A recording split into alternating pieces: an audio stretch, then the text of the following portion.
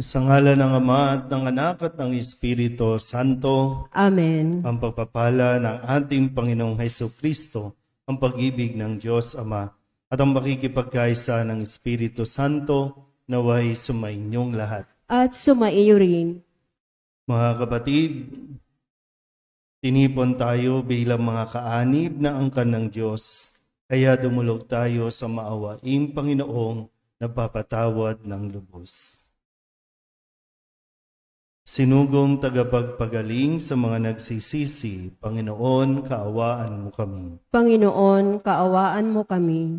Dumating na tagapaganyayang mga makasalanay magsisi, Kristo, kaawaan mo kami. Kristo, kaawaan mo kami. Nakaluklok ka sa kanan ng Diyos Ama para ipamagitan kami.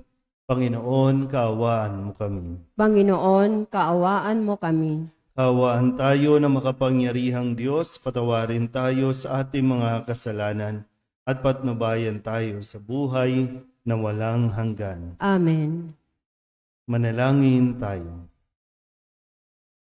Ama naming makapangyarihan, kalugdan mo kami at pagbigyan na magkamit ng kaloob mong karagdagan upang sa maalab naming pananalig, pag-asa at pag-ibig, kami mamalaging tumatalima sa iyong kautusan sa pamamagitan ni Jesucristo kasama ng Espiritu Santo magpasawalang hanggan. Amen. Maupo po ang lahat.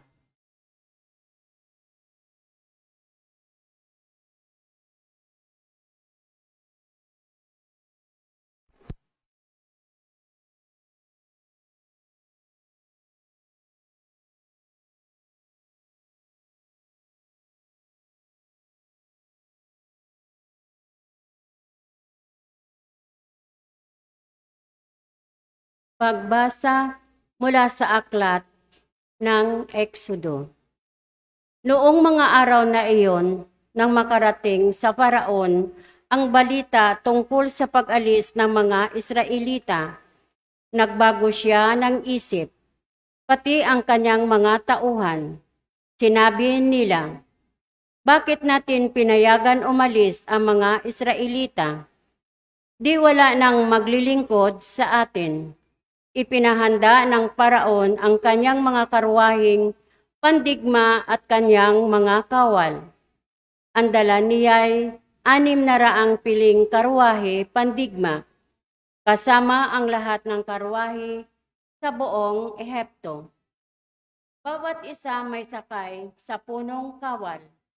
Ang Paraon ay pinagmamatigas ng Panginoon at hinabol niya ang mga Israelita na nooy naglalakbay na sa pamamatnubay niya. Hinabol nga ng mga Ehipsyo ng mga kawal ng Paraon, sakay ang kanilang karwahe.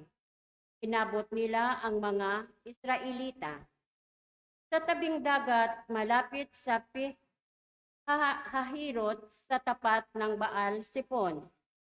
Pinagharian ng matinding takot ang mga Israelita nang makita nilang dumarating ang Paraon at ang mga Ehipsyo.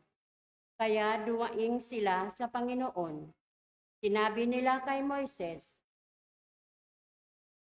"Wala na bang mapaglibangan sa amin Ehipto, kaya mo kami dinala sa ilang para dito mamatay? Inalis mo kami sa Ehipto. Tingnan mo ang nangyari.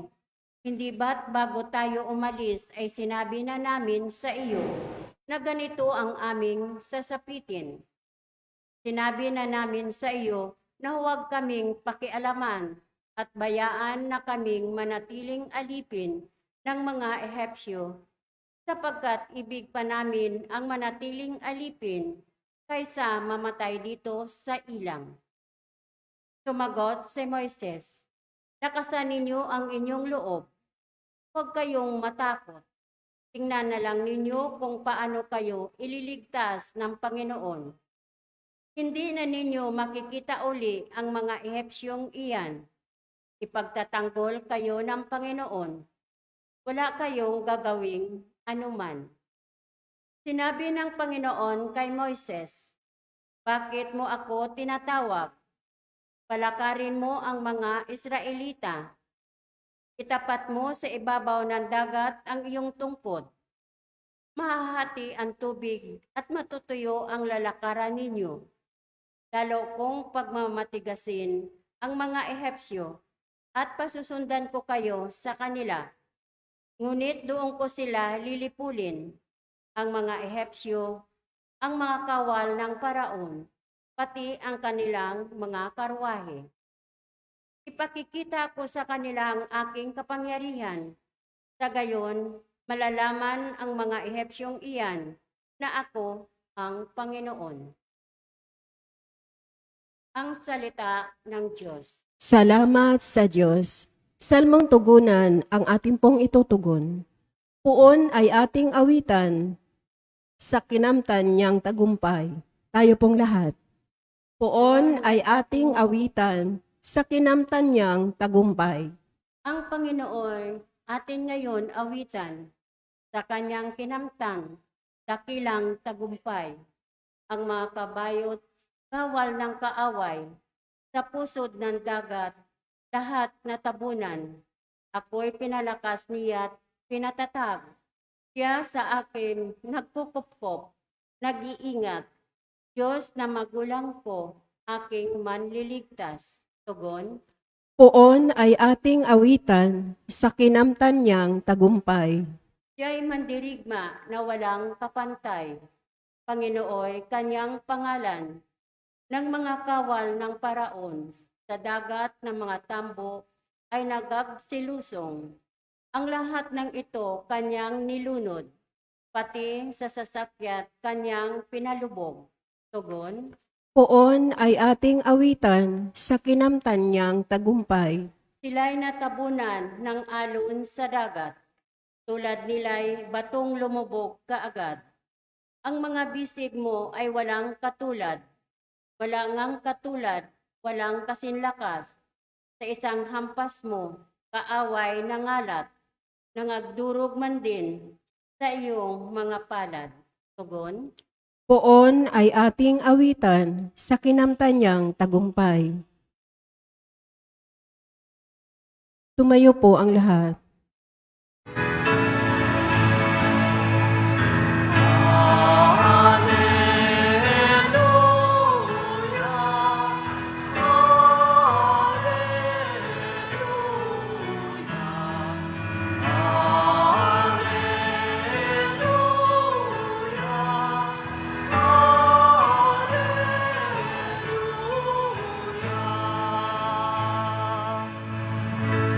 Sa daigdig ay laganap, liwanag na sumisikat, salitang buhay ng lahat. Alleluia, Alleluia.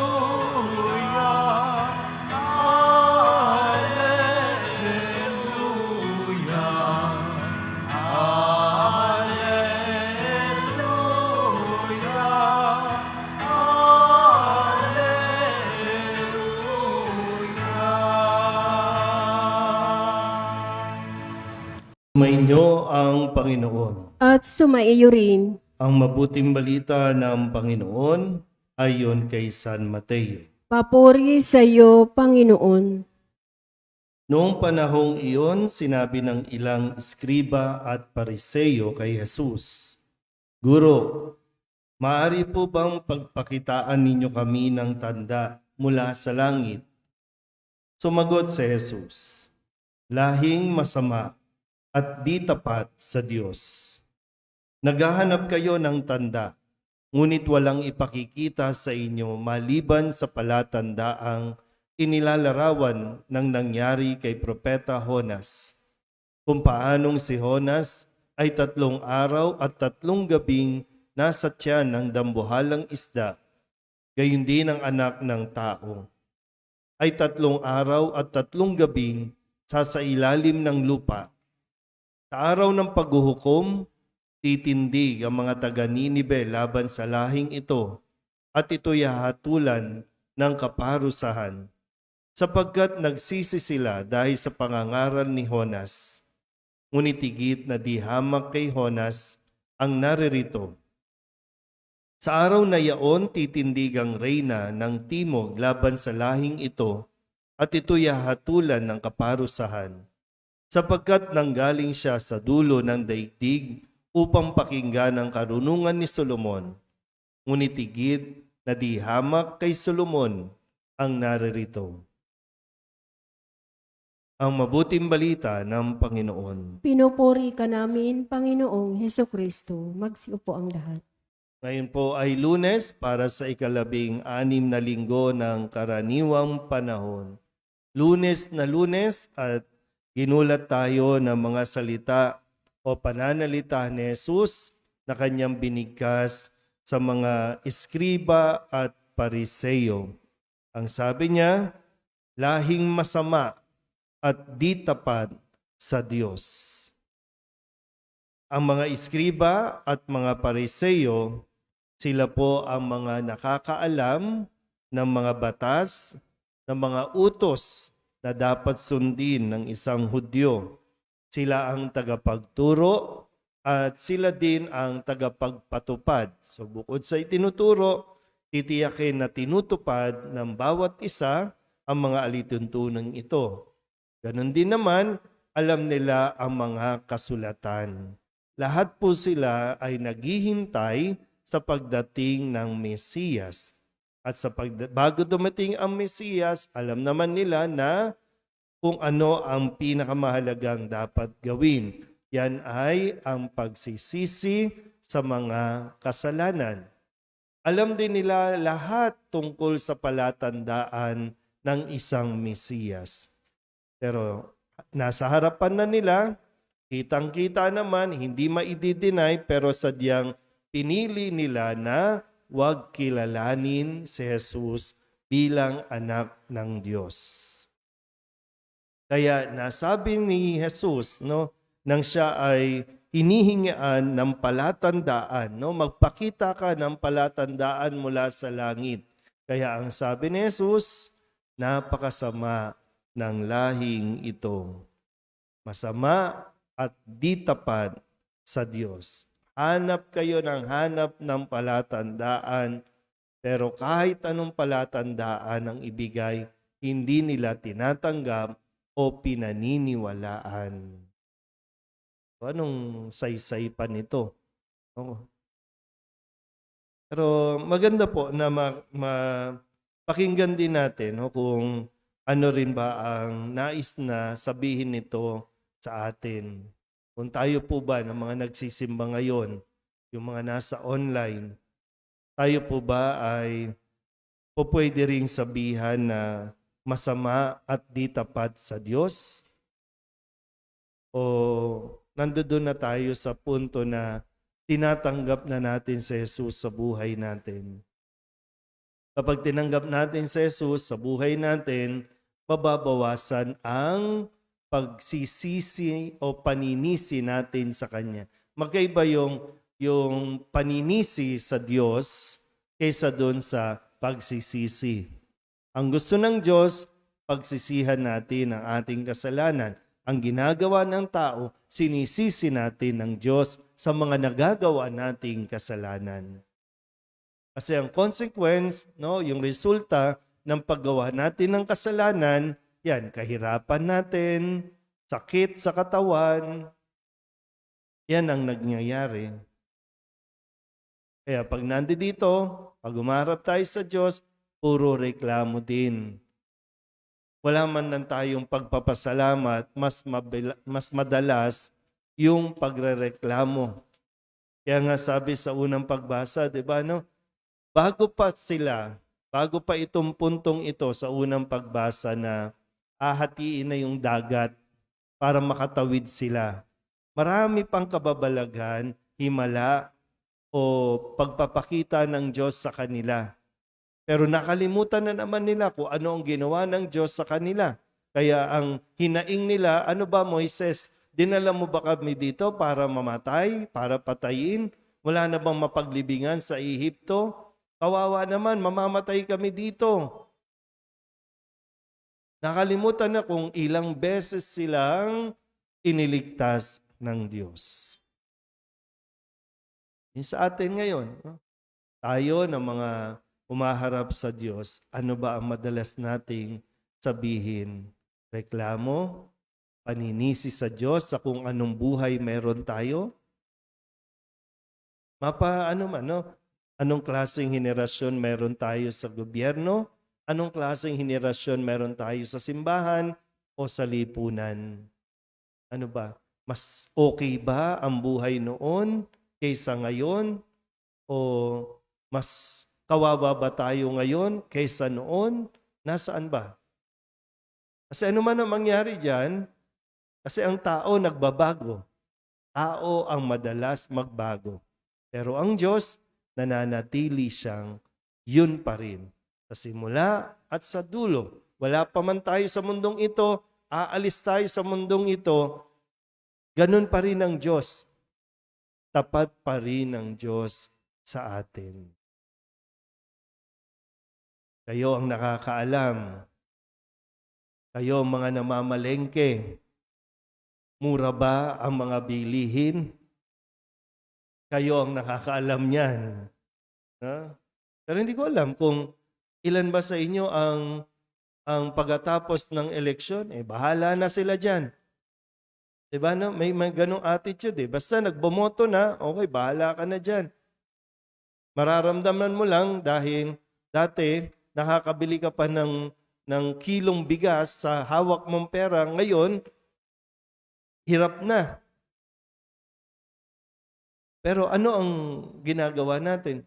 Lord, ang hirap naman ng buhay, Lord.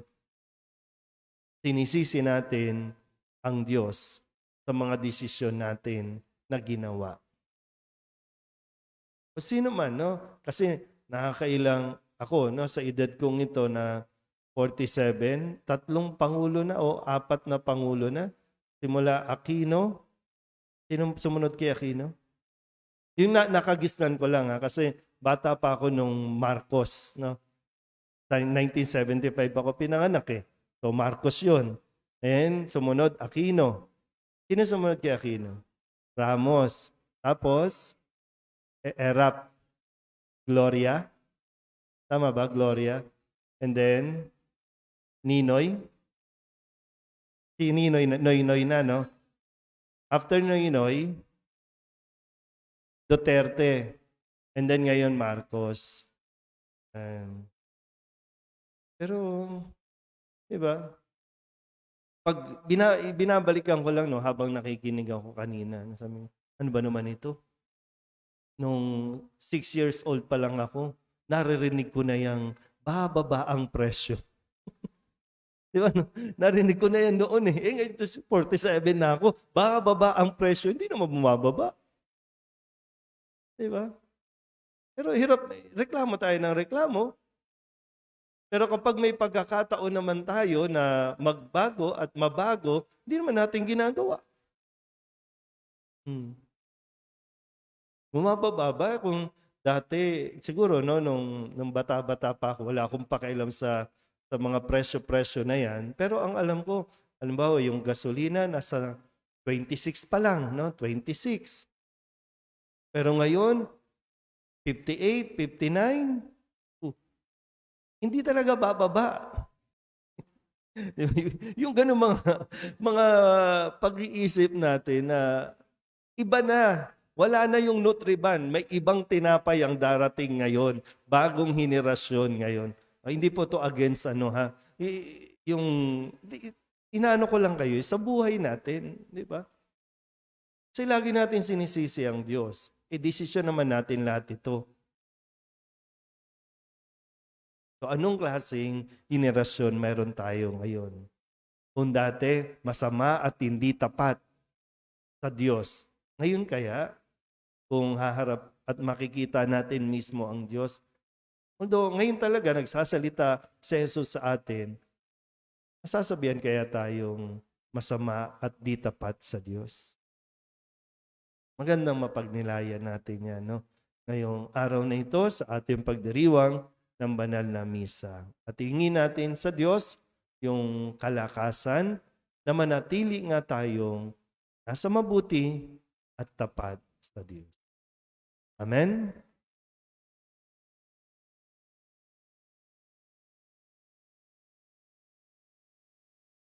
Natuklasan ni Jonas na walang makatatakas sa Panginoon. Idalangin natin sa Diyos Ama na bigyan tayo ng biyayang makapagbagong buhay at matatag na manalig kay Kristo na tumatawag sa atin sa pagbabalik loob. Ang ating pong itutugon, Panginoon, dinggin mo ang aming panalangin. Panginoon, dinggin mo ang aming panalangin.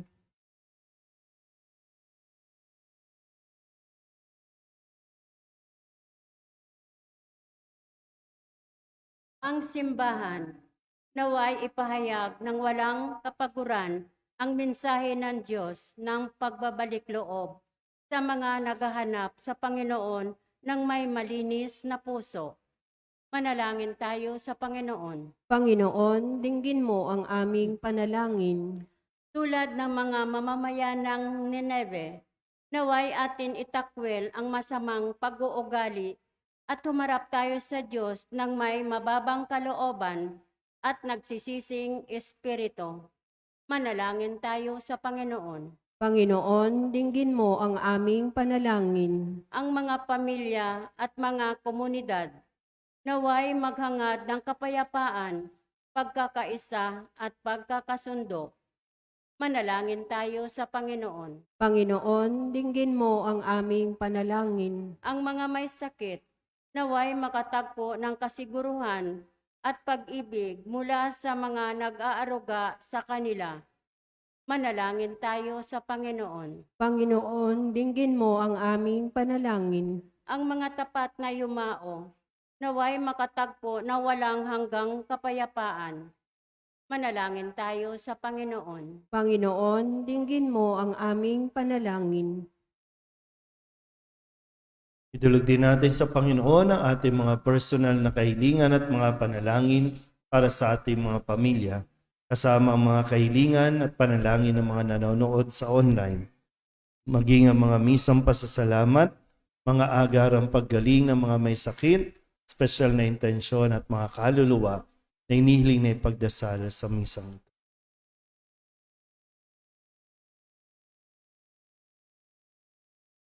Ang lahat ng ito inihiling namin sa ngalan ni Kristong aming Panginoon. Amen.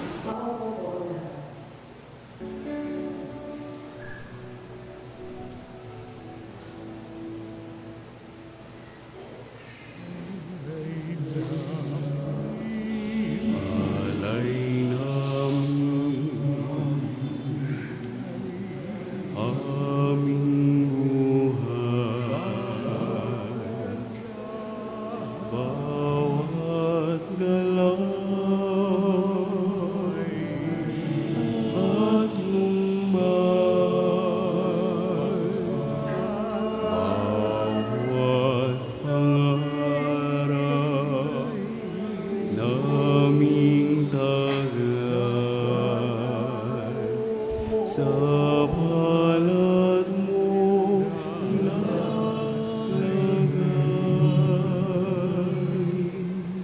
Manalangin kayo mga kapatid upang paghahain natin ay kalugdan ng Diyos amang makapangyarihan. Tanggapin nawa ng Panginoon itong paghahain sa iyong mga kamay, sa kapurihan niya at karangalan sa ating kapakinabangan at sa buong sambayanan niyang banal. Ama naming lumikha, lahat ng iyong mga paghahaing ipinag-utos noong araw ay iyong pinagtibay sa isang haing hantungan ng tanan. Tanggapin ang ginaganap ngayon ng iyong mga lingkod at basbasan mo ito ng kabanalang gaya ng iyong kaloob sa mga alay ni Abel na lubha mong ikinalugod, upang ang mga handog ng bawat isang nagbigay para sambahin ang banal mong ngalan ay magkamit ng karagdagan mong kasiyahan. Sa pamamagitan ni Jesucristo, kasama ng Espiritu Santo, magpasawalang hanggan. Amen. Sumainyo ang Panginoon. At sumaiyo rin. Itaas sa Diyos ang inyong puso at diwa. Tinaas na namin sa Panginoon. Pasalamatan natin ang Panginoong ating Diyos. Marapat na siya ay pasalamatan. Ama naming makapangyarihan, tunay ngang marapat na ikaw ay aming pasalamatan sa iyong paglingap at kagandahang loob, Ang tao'y nilikha mo't pinangangasiwa sa sansinukob. Sa hangad mong siya'y iwastong lubos, siya'y pinagdusa mo sa kanyang pagtalikod. Sa iyong paggiliw, iyong ipinahintulot na makabalik siya sa pamamagitan ni Kristo Jesus. Kaya kaysa ng mga anghel na nagsisiawit ng papuri sa iyo, nang walang humpay sa kalangitan, kami nagbubunyi sa iyong kadakilaan.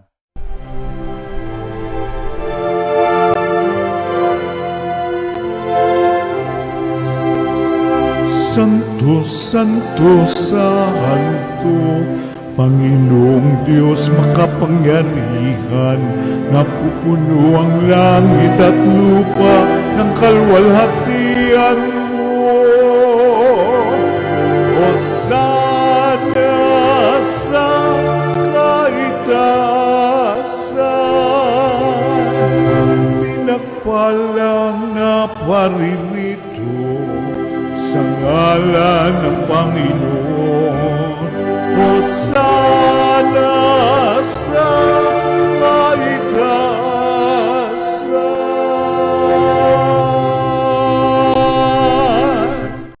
Ama naming banal, ikaw ang bukal ng tanang kabanalan. Kaya't sa pamamagitan ng iyong Espiritu, gawin mong banal ang kaloob na ito upang para sa aming maging katawan at dugo ng aming Panginoong Heso Kristo. Bago niya pinagtisang kusang loob na maging handog, inawakan niya ang tinapay, pinasalamatan kaniya, pinaghati-hati ni iyon, iniabot sa kanyang mga alagad at sinabi, "Tanggapin ninyong lahat ito at kanin, ito ang aking katawan na ihahandog para sa inyo."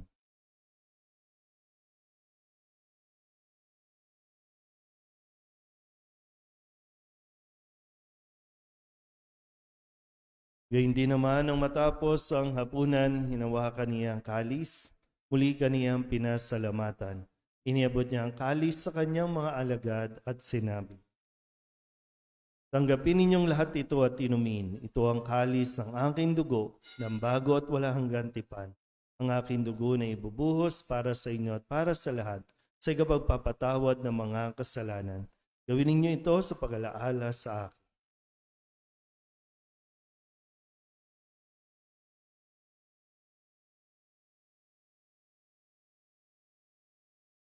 Ipagbunyi natin ang misteryo ng pananampalataya. Si Kristo'y namatay, si Kristo'y nabuhay, si Kristo'y babalik sa wakas ng panahon. Ama, ginagawa namin ngayon ang pag-alaala sa pagkamatay at muling pagkabuhay ng iyong anak, kaya tiniaalay namin sa iyo ang tinapay na nagbibigay buhay at ang kalis na nagkakaloob ng kaligtasan. Kami napapasalamat dahil kami iyong minarapat na tumayo sa harap mo para maglingkod sa iyo. Isinasamo namin kami magsasalo-salo sa katawan at dugo ni Kristo ay mabuklod sa pagkakaisa sa pamamagitan ng Espiritu Santo. Ama, lingapin mo ang iyong simbahang laganap sa buong daigdig. Huspusin mo kami sa pag-ibig kay San Leon na aming Papa at ni Jose na aming Obispo at ng Tanang Kaparian.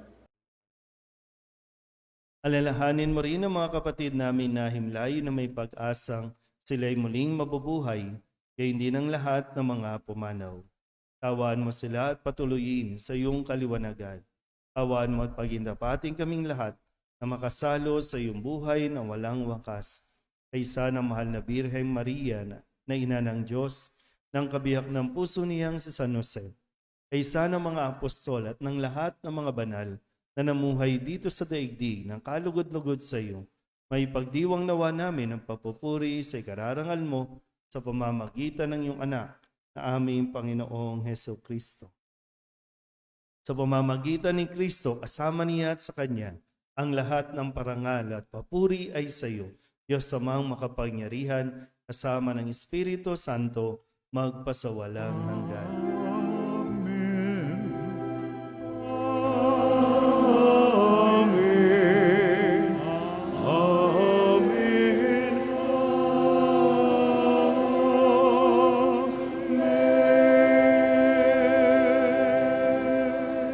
Sabay-sabay nating dadasalin ang panalangin na itinuro sa atin ng ating Panginoon.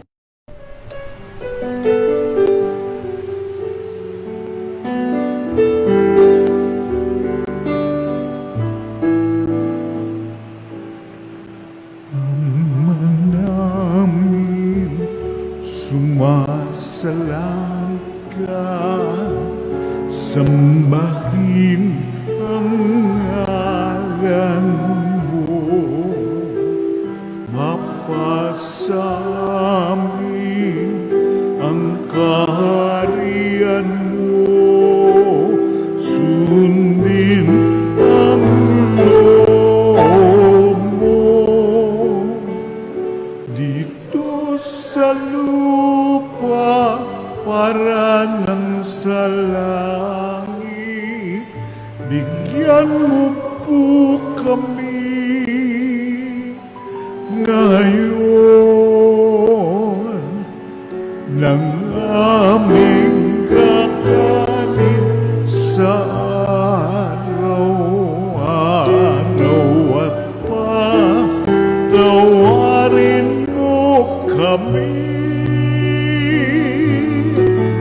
sa aming mga sala para ng pagpapatawan namin sa nagkakasala sa amin, at huwag mo kaming ipagdulot sa tukso, at yadya mo kami sa lahat ng masama. Inihiling namin kami iadya sa lahat ng masama, pagkalooban ng kapayapaan araw-araw, iligtas sa kasalanan at ilayo sa lahat ng kapahamakan, samantalang aming pinananabikan ang dakilang araw ng pagpapahayag ng tagapagligtas naming sa Jesucristo. Sapagkat iyo ang kaharian at ang kapangyarihan at ang kapurihan magpakailanman. Amen. Panginoong Jesucristo, sinabi mo sa iyong mga apostol, kapayapaan ang iniiwan ko sa inyo, aking kapayapaan ang binibigay ko sa inyo. Tunghayan mo ang aming pananampalataya at huwag ang aming mga pagkakasala. Pagkalooban mo kami ng kapayapaan at pagkakaisa ayon sa iyong kalooban, kasama ng Espiritu Santo, magpasawalang hanggan. Amen. Ang kapayapaan ng Panginoon ay laging sumainyo. At sumaiyo rin. Magbigayan po tayo ng kapayapaan sa isa't isa.